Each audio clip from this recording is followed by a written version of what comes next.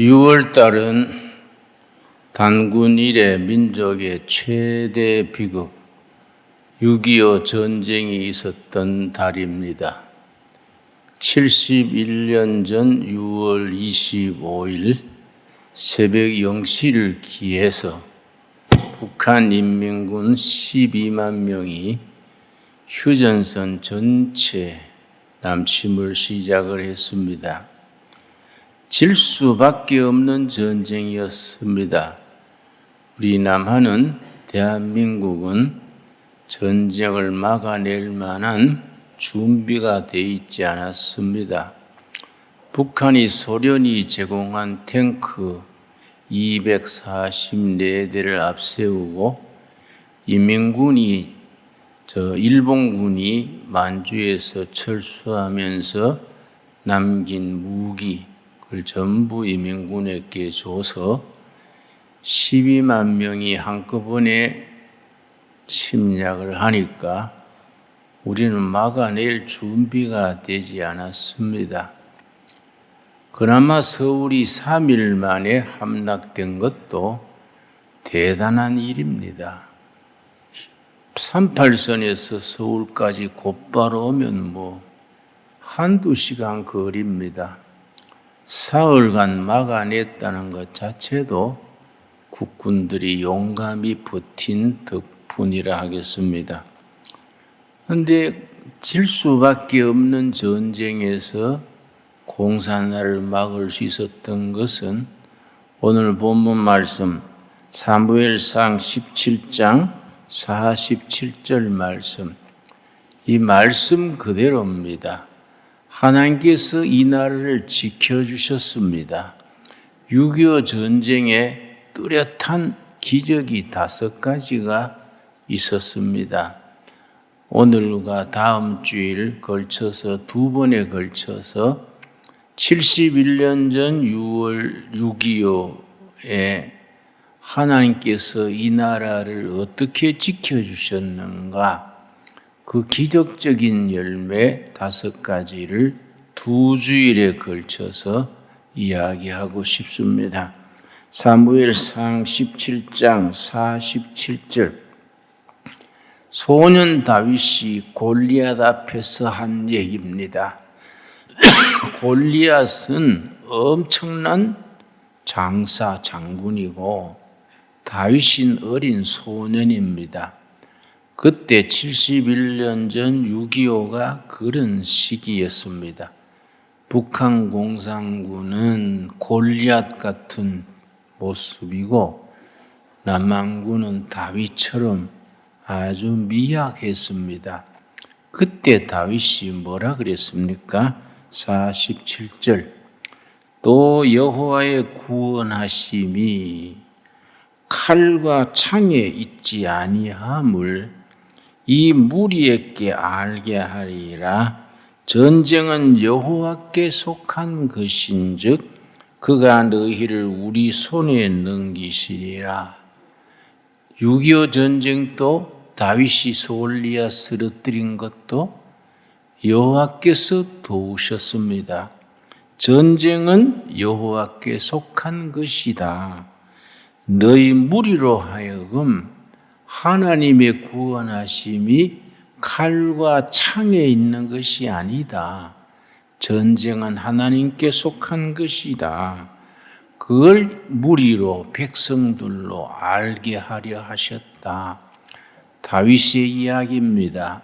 오늘 우리 결에, 우리 백성에게 꼭 합당한 말입니다. 북한과 남한이 전쟁이 일어났는데 왜 신속하게 예상을 깨고 유엔군이 참전했습니다. 미군을 중심으로 하는 유엔군이 참전해서 북한군을 막아 공산화를 막을 수 있었습니다. 유엔군이 어떻게 참전을 했을까? 그야말로 기적입니다.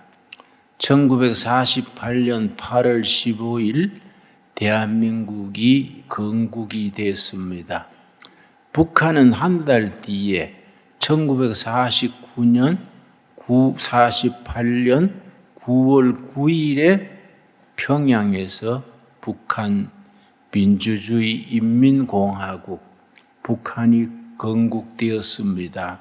그런데 나라를 세우면 유엔의 인준을 받게 됩니다. 남한도 북한도 그해 유엔이 파리에서 열렸습니다. 파리에서 열린 유엔에 가서 새 나라 건설했다. 그 유엔에서 인준을 받게 됩니다. 남북한이 다 대표단을 파리 유엔 대회에 보냈습니다. 남한은 이승만 박사께서 대표단을 5명을 뽑아서 보냈습니다. 위원장이 장면 박사입니다. 위원으로 모윤숙 여사, 조병옥 이런 사람들이 위원으로 갔습니다. 왜 장면 박사를 보냈느냐? 장면 박사가 신실한 캐톨릭 신자입니다. 너무 유엔에서 여론이 좋지 않으니까 교황청의 도움을 받으려고, 로마 교황의 도움을 호소하려고 진실한 가톨릭 신자인 장면 박사를 위원장으로 팀을 짜서 보냈습니다. 그런데 파리 유엔이 12월 12일이 마지막 날입니다. 첫날부터 대한민국 건국안을 유엔에 상정을 했는데 소련 제포가 자꾸 방해를 하는 겁니다. 회의할 때 방해하는 발언을 의사진행 방해라 그럽니다. 한국안이 나오면은 소련 대표가 마이크를 잡고 대한민국은 코리아는 독재자 이승만이 다스리고 미군의 앞잡이고 한 2시간을 떠듭니다. 그 다음에 소련의 위성국인 헝가리, 동독, 체코 이래가 의사를 방해하니까 포결할 수 있는 시간을 안 줬습니다. 마지막 날이 12월 12일입니다. 1948년 유엔의 마지막 날이 12월 12일인데 그 전날 12월 11일 저녁에 장면 박사가 같이 위원들한테 안 되겠습니다. 그냥은 안 되겠습니다. 오늘 저녁에 교회를 찾아가서 우리가 철학 기도를 합시다. 파리 시내에서 교회를 찾아가서 무릎을 꿇고 기도했습니다. 본국에서도 이승만 대통령과 장관들이 집에 가지 아니하고 그 국무회의실에 남아서 기도했습니다. 전국 교회에 기도해달라고 부탁을 했습니다. 그 다음 날 마지막 날입니다. 48년 12월 12일 그날 인준 못 받으면 대한민국은 말하자면 출생신고가 안 되는 겁니다. 그런데 역시나 소련 대표가 마이크를 잡고 코리아는 이승만 독재 정치고 미국의 앞잡이고 2시간을 작정하고 시작을 하는데 갑자기 목에 결절이 와서 숨이 탁 막히고 소리가 안 나오고 숨 가빠가지고 쓰러질라 하니까 얼른 병원으로 실어갔습니다. 근데 소련 대표가 2시간을 떠들고 그 다음에는 헝가리 대표, 그 다음에는 동독 대표 딱 짜놨는데 소련 대표가 2시간 할 줄 알고 그 다음 발언할 헝가리 대표가 밖에서 커피 마시고 놀았습니다. 2시간쯤 있다가 들어가려고. 근데 갑자기 목에 결절이 와서 막 숨이 가빠지고 병원에 쓸려간 줄 몰랐습니다. 그것도 모르고 그냥 밖에서 커피 마시고 있었는데 병원에 실려가니까 사회자가 물었습니다. 이 코리아 건국 인준에 대해서 다시 발언이 없습니까? 그러니까 뭐 담당할 사람이 밖에 커피 마시고 있으니까 조용했습니다. 그럼 포결하겠습니다. 그래서 가부를 물었는데 48대 6, 기권 1표, 찬성 48표, 반대 6표, 소련과 그 위성국가, 헝가리, 동독, 체코 이런 나라 6나라가 반대하고 기권했는 나라는 스위스입니다. 그래도 통과가 됐습니다. 그건 하나님이 간섭하신 겁니다. 하필이면 소련 대표가 그때 왜 목이 고장 납니까? 하나님께서 목을 건드리신 줄 믿습니다. 여러분, 그래서 이어서 북한 인정안이 북한 조선민주주의 인민공화국 김일성 정권 표결안이 이어서 올라갔습니다. 그런데 반대 48표, 찬성 6표, 기권 1표. 남한 인준에는 딱고 반대로 딱 나와서 북한은 인준 못 받았습니다. 이게 우리나라 살린 겁니다. 왜냐? 그 뒤에 딱 6개월 뒤에 이민군이 6.25에 쳐내려왔습니다.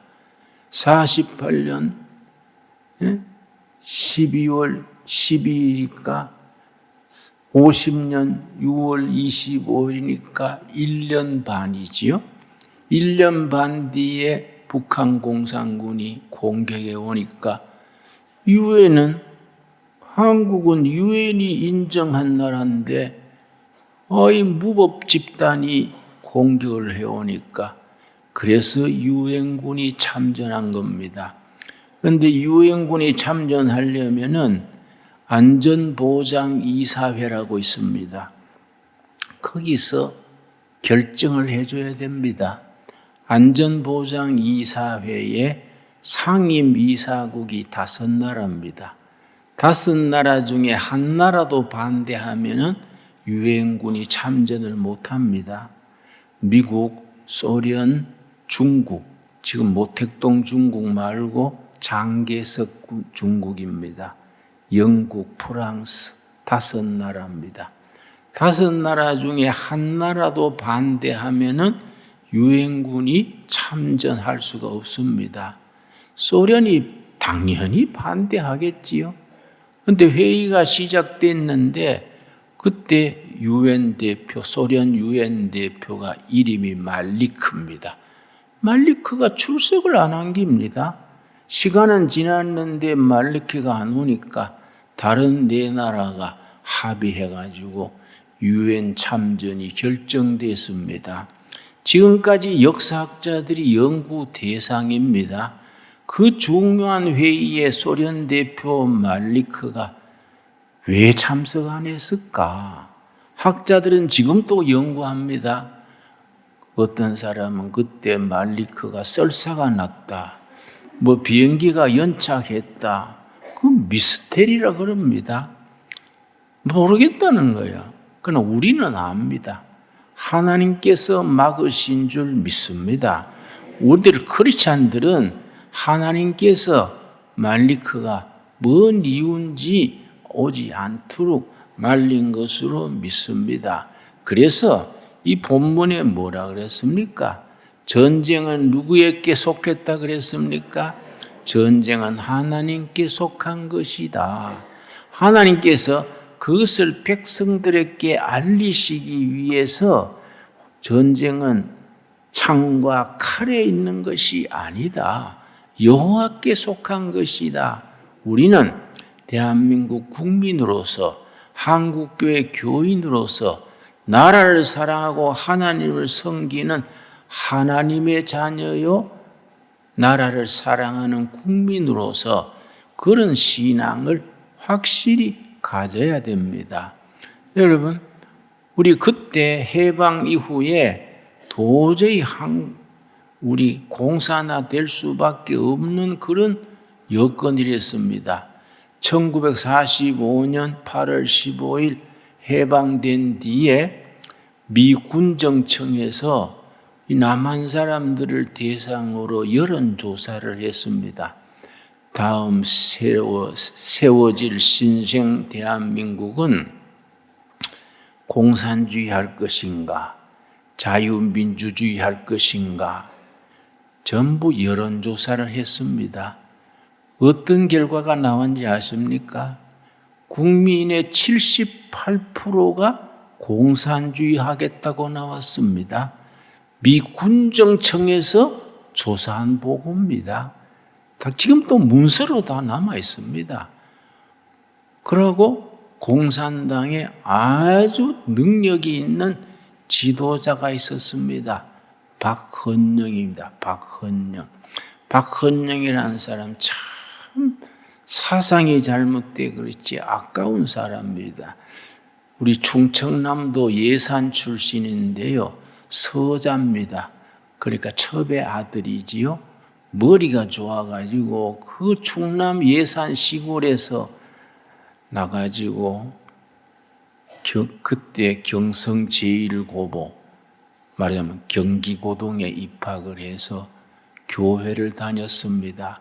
감리교 성동교회 다니고 청년회 참석하고 성경도 배우고 그랬습니다. 그러다가 20살 되던 해에 중국에 가가지고 공산주의를 만나가지고 공산주의 학습을 받고 완전히 가치관이 바뀐 겁니다. 평생 공산주의 혁명가로 살 것으로 그렇게 맹세를 했는데 8.15 해방이 딱 됐는데 그 다음 날부터 전 서울 시내에 전봇대에 붙었습니다. 박헌영 위대한 지도자여 어서 나타나소서 이 민족을 이것이야. 공산당은 선전선동이 뛰어납니다. 서울 길거리에 벽보에 무슨 전봇대에 박헌영 동지여 어떻게 나타나시라.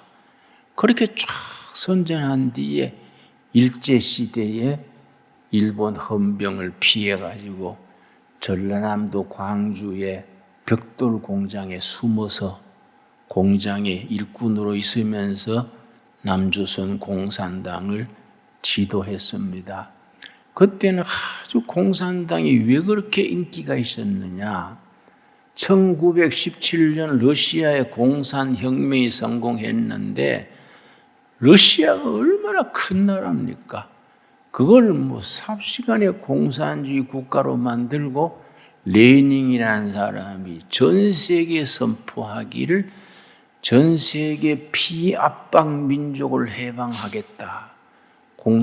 소련 공산당은 전 세계에 억압받는 민족을 해방하겠다.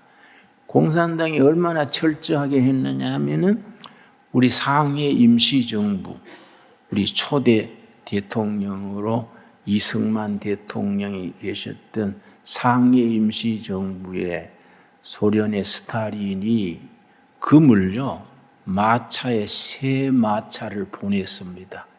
신생 독립국가 독립을 지원한다고. 아마 지금 시세로 거의 한 200억이 되는 그런 돈을 금덩이를 임시정부에다가 새 마차에 실어가지고 금덩어리를 보냈습니다. 그러니까 공산당 인기가 얼마나 높아지겠습니까? 부자 지주를 없애고 다 같이 평등하게 사는 세상을 만들겠다. 그러니까 식민지 국가의 청년들, 지식인들이 공산당으로 쏠리던 때입니다. 그러니까 해방 이후에 공산주의를 해야 된다가 78%. 그리고 공산당 당원이 100만입니다. 100만. 100만이 소작인들, 청년들 공산당 하겠다고 했는데 유일하게 반대하고 나온 것이 교회입니다. 그러고 이승만 박사입니다. 이승만 박사는 그렇게 공산당 인기가 있을 때에 아니다. 공산당은 망한다. 왜 망하느냐? 하나님을 부인하고 물질을 숭상한다. 둘째, 하나님이 주신 자유를 억압한다. 이런 체제는 망할 수밖에 없다. 전 세계 지식인들 중에 공산당 망한다고 맨 처음에 선포한 사람이 이승만 박사입니다. 그런데 그렇게 인기 좋던 공산당이 해방된 다음에 1946년에 큰 실수를 했습니다. 그걸로 인심이 싹 바뀐 겁니다. 뭐이냐? 박헌영이 그때 투표했으면은 이승만 대통령 뽑히는 게 아니고 박헌영 대통령이 뽑히게 돼 있었습니다. 78% 지지에 당원이 100망인데 뭐 말할 건 뭐 있습니까? 근데 박헌영이 무슨 생각을 잘못했느냐 하면은 그 100만 당원을 조직을 하고 뭐 이렇게 하니까 자금이 많이 들지 않습니까? 돈 있는 지주나 사업하는 사람들은 주로 이승만 쪽에 줄 서고 민족주의자들은 김구 선생 쪽에 줄 서고 북한은 김일성이 차지하고 돈이 없는 겁니다. 그래서 박헌영이 돈이 없어 쩔쩔 조직을 운영하기 어려운데 무슨 꾀를 냈냐 하면 죽을 꾀를 냈습니다. 위조 지폐 만들어가지고 당비로 쓰고 그러고 한국 경제를 흔들면은 미 군정 정치를 흔들면은 자기들이 유리하다 이렇게 생각을 하고 이 뚝섬이죠. 뚝섬에 일본 시대에 돈 찍어내던 정판사 돈 찍어내는 인쇄소가 있었습니다. 거기 일본군 물러난 뒤에 빈집으로 남아 있었습니다. 그걸 조사를 해보니까 돈 찍던 기계가 지하실에 남아 있는 겁니다. 그걸 알고 박헌영 공산당이 그 집을 통째로 샀습니다. 사가지고는 낮에는 공산당 선전문 인쇄하고 밤에 일꾼들 다 내보낸 뒤에 공산당 핵심 당원들이 밤새 돈을 찍었습니다. 새벽에 한 추럭씩 싣고 나가가지고 전국에 뿌려가지고 공산당을 유지했는데 너무 많이 찍었어요. 위조화폐가 자꾸 놔두니까 어려워지니까 미 군정청에서도 이거는 이상하다. 경찰을 풀어서 조사를 했는데 뚝섬에 거기에 정판사, 간판이 조선 정판사입니다. 정판사가 수상하다. 그 밤중에 급습을 해가지고 돈 찍는 현장을 잡았습니다. 그리고 그 돈 찍는 판이 있지요? 그걸 압수해가지고 조사를 해보니까 그때 돈 찍는 일꾼이 12명인데 12명이 전부 공산당원이에요. 그래가지고 이게 조사를 해가지고 박헌영이 주모자다. 수배령이 내렸습니다. 숨어 있게 된 겁니다.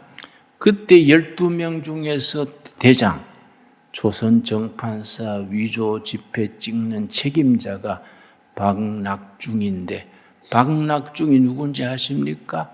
우리 국정원 원장으로 있는 박지원 원장의 할아버지입니다. 할아버지. 그 할아버지 손자가 지금 대한민국 국정원 원장으로 있는 겁니다. 그 삼촌은 박지원 원장의 삼촌은 빨치산이 돼가지고 국군하고 전투하다가 피아골에서 전사했습니다. 또 한 명은 고향 섬에서 6.25 때에 인민위원장이 돼가지고 섬 사람들을 너무 갑질을 해가지고 인민군 물러날 때 잡혀가지고 섬 사람들한테 맞아 죽었습니다. 그러니까 박지원은 한국에 있기 어려우니까 미국 가가지고 뉴욕에서 장사를 해가지고 돈을 많이 벌었는데 우리 김대중 선생이 미국에 가 있을 때에 뒷수발을 잘해서 아주 참 유능하고 똑똑하니까 수발을 잘해서 우리 김대중 선생님 비서로 왔었지요. 다 우리 민족의 흘러간 이야기와 사연이 있습니다. 그런데 그렇게 위세가 좋던 박헌영이 그 길로 도망을 해가지고, 왜냐, 체포령이 내렸으니까 미군 정청에서 경찰 6,000명을 풀어가지고 박헌영 잡아라. 그러니까 서울에 6,000명이 뒤지니까 뭐 어렵지 않습니까?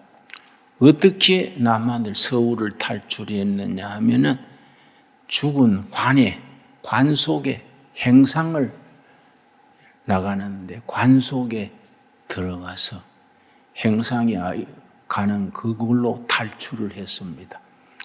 죽은 시체가 나가니까 경찰이 뭐 그냥 통과시켜서 38선 건너서 북한으로 갔습니다. 북한 가가지고 이제 해주에 있으면서 남한의 공산당 운동을 지도했는데 우리가 참 그때 대한민국이 참 위험했습니다. 그 공산당 당원들 통해 가지고 1948년 5월 10일 선거를 하는데요. 유엔에서 어떻게 결정했느냐 하면은 우리 한반도의 동시선거, 남한, 북한 다 5월 10일에 48년 5월 10일에 선거하기로 유엔에서 결정했는데 북한 김일성 쪽에서는 유엔 선거 감시단이 못 들어오게 했습니다. 그 북한에 못 들어가니까 남한에만 단독 선거를 했습니다. 근데 박헌영 공산당이 뭘 잘못했느냐 하면은 선거에 자기 당원들 출마시켜서 당선되게 했으면은 100명 이상 당선됐을 텐데 아주 선거 반대하면서 테러 막 지서에 불 지르고 선거 사무장들 막 죽이기도 하고 테러 정책으로 나갔습니다. 그래서 이게 망조가 된 거이지요. 사람이나 단체나 한 번 실수하면은 조급해지니까 계속 실수하는 겁니다. 그러니까 공산당 걱정하는 사람들은 왜 48년 5월 10일 선거에 당당하게 출마해가지고 몇십 명이라도 당선시켜야지 왜 선거를 보이콧도 하고 테러를 하느냐. 공산당 안에서 막 갈라지고 다투었습니다. 그런 과정을 거쳐서 50년 6월 25일이 6.25 전쟁이 시작됐는데 이 박헌영하고 김일성이 소련 스탈린을 찾아가 가지고 우리 전쟁을 할 테니까 승인해 주십시오. 공산당은 국제조직이니까 국제조직을 코민테른 그럽니다. 코민테른 전 세계 국제공산화 기구를 코민테른 대표 스탈린 찾아가서 우리가 남조선을 해방시키고 공산주의 세상을 만들겠습니다. 그러니까 스탈린이 그 대가 가능할까? 미국이 가만히 있을까? 그러니까 박헌영이 큰 소리 쳤습니다. 인민군이 서울만 점령하면은 전국의 공산당 당원 수십만이 봉기해가지고 삽시간에 공산화될 겁니다. 자신 있게 말했습니다. 그래서 6.25가 시작됐는데 서울 점령하는데 3일이 걸렸습니다. 그런데 막바로 한강 건너가지고 부산까지 쭉 내려갔으면은 미군이 올 시간도 없고 유엔이 참전할 시간도 없었을 텐데 아주 지금까지 역사가들이 의문이 있습니다. 서울에서 3일간 그냥 놀았습니다. 이민군들이 덕수경 구경하고 3일간 어영부영 그냥 3일 허송했습니다. 그동안에 국군들이 전열을 정비했습니다. 김홍일 장군이라고 독립군 운동하던 김홍일 장군이 저 안양 그 수원 그쪽에다가 방어선을 치고 준비해서 낙동강 전선까지 밀려가면서 시간이 갔습니다. 그때 지금 역사학자들이 지금 또 의문입니다. 왜 김일성 군대가 막바로 한강 건너가지 왜 3일간 서울에서 그냥 헛시간을 보냈느냐. 이론이 많습니다. 그러나 우리는 영적으로 뭡니까? 전쟁은 여호와께 속한 것이라. 우리는 이런 이유 저런 이유 정치적인 이유 말하기 전에 하나님께서 간섭하신 것으로 믿습니다. 그런데 우리 박헌영은 우리 인민군이 서울을 점령하면은 전국의 공산당이 봉기한다고 그랬는데 그걸 몰랐던 게 있습니다. 그 전해에 이승만 대통령 들어온 뒤에 전국의 공산당 조직에 대해서 자수기간을 줬습니다. 그때 왜 그랬냐면은 여수의 14연대 반란 사건이 있었습니다. 내가 지난주에 책을 보고 내가 참 기도했습니다. 1948년 9월 17일에 여수 반란 사건, 그런데 나는 여수 반란 사건이라는 말을 쓰면 안 된다 그럽니다. 그거는 여수 시민들, 순천 시민들이 반란 일으킨 걸로 국민들이 오해하기 쉽다. 사실은 여수에 있는 14연대가 반란을 일으킨 겁니다. 그러니까 그걸 14연대 반란이라 그래야지 여수 순천 반란 사건 그러면은 국민들이 오해하지 않느냐. 난 지금도 그래 얘기합니다. 내가 지난주에 책을 서점에 가서 여수 순천 반란 사건 14연대 반란 사건에 대해서 몇 권 책을 사서 읽었는데 내가 기도했습니다. 10권 중에 8권은 이거는 민중항쟁이다. 애국투쟁이다. 그걸 미화하는 책이고 10권 중에 2권은 이거는 해주에 있던 우리 박헌영이 공산당의 14연대에 있는 세포에 지시를 해서 반란을 일으킨 거이다. 그게 사실대로 해놓은 겁니다. 그래서 우리 역사가 사실 그대로 알아져야지 자꾸 이데올로기를 가지고 색칠을 해가지고 잘못 이끌어가면 국민들이 역사를 잘 모르게 되지요. 우리 청소년들에게 그래 가르치면은 아이들 머릿속이 빨개지지요. 사실대로 역사를 가르쳐야 되는데 내가 서점에 가서 책을 1940 여순 반란 사건에 대한 책을 샀더니 내가 실정이 그래요. 실정이 8권은 대한민국을 나쁘게 말하고 2권은 바르게 말했어요. 그런데 그게 14연대 반란 사건이 왜 났느냐 하면은 그해 4월 달에 제주 폭동 사건이 일어났습니다. 제주도에 김달삼이라는 남로당 책임자가 있었는데 해주에 있는 박헌영이 지시를 내렸습니다. 5월 10일 선거를 거부하는 민중봉기를 일으켜라.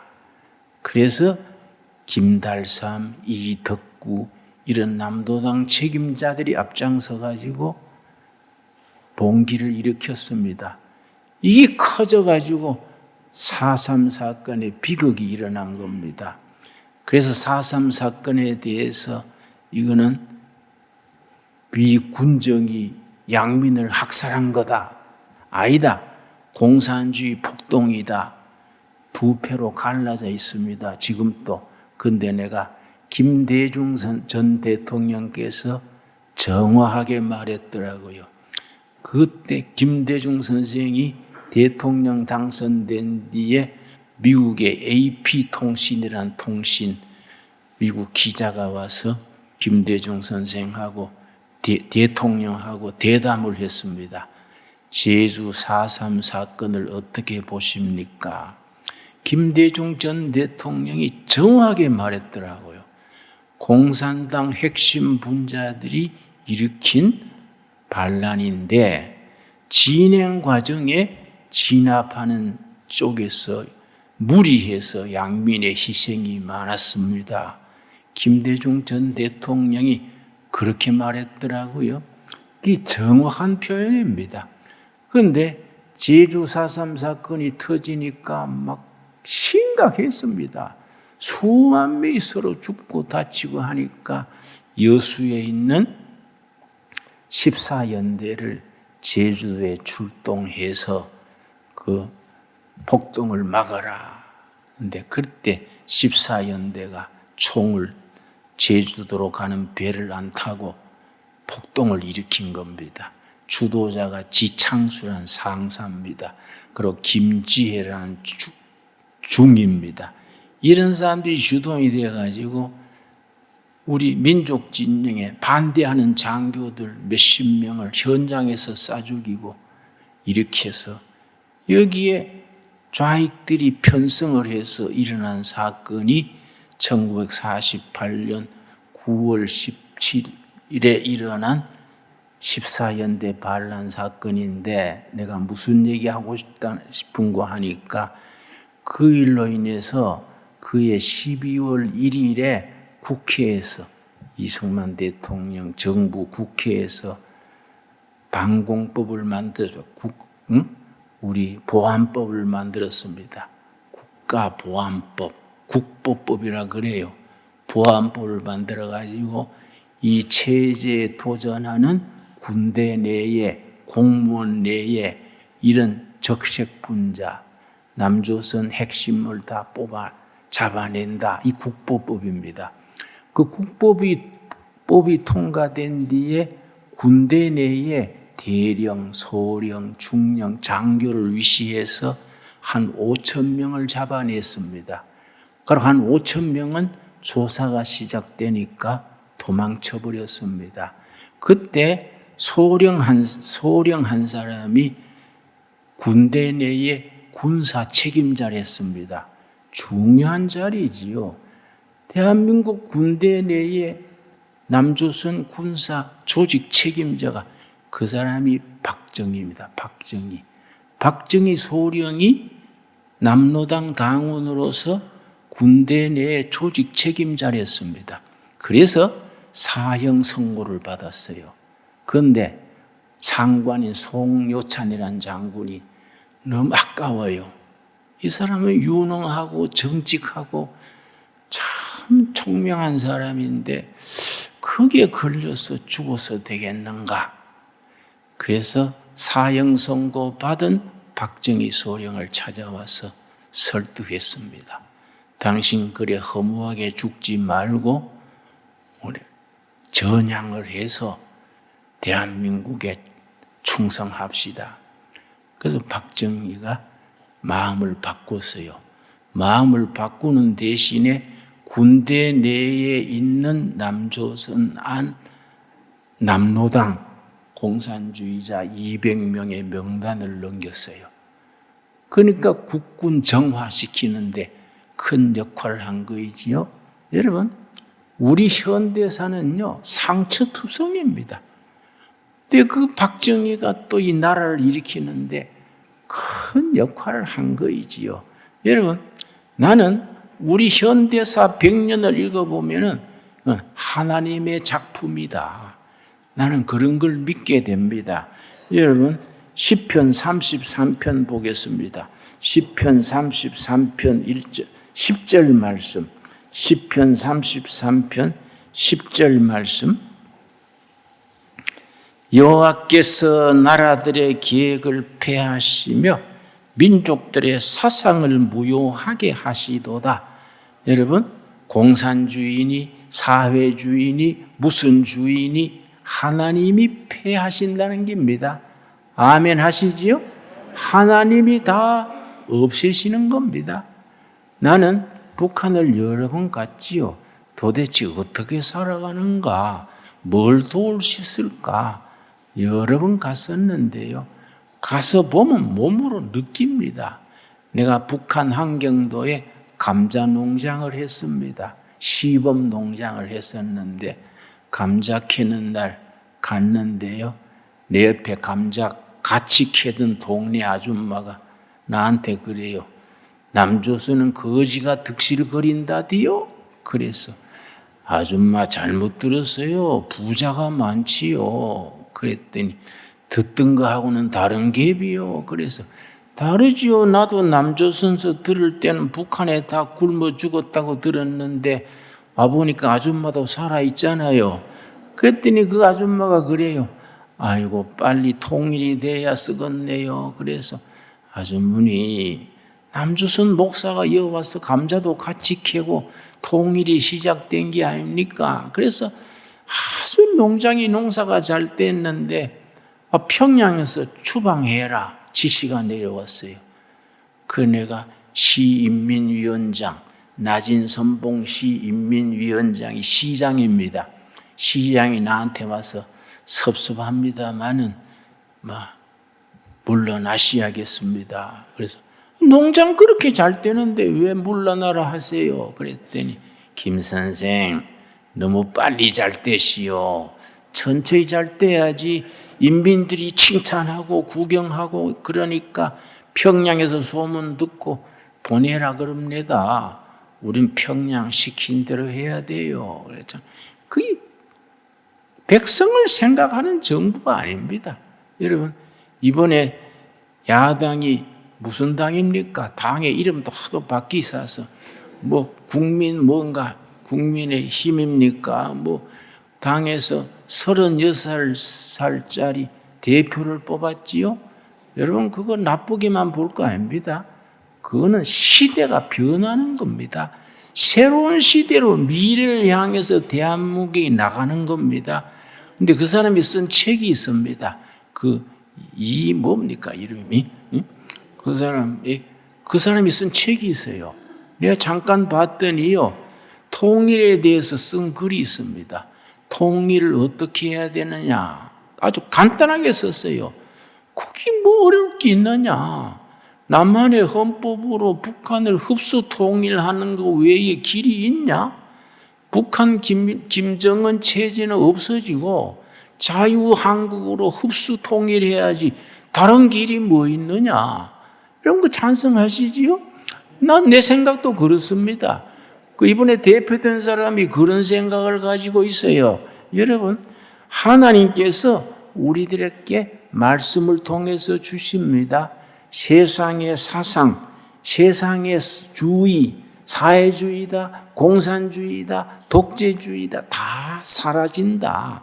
내가 없이 한다. 11절 여호와의 계획은 영원히 서고 그의 생각은 대대 이르리로다.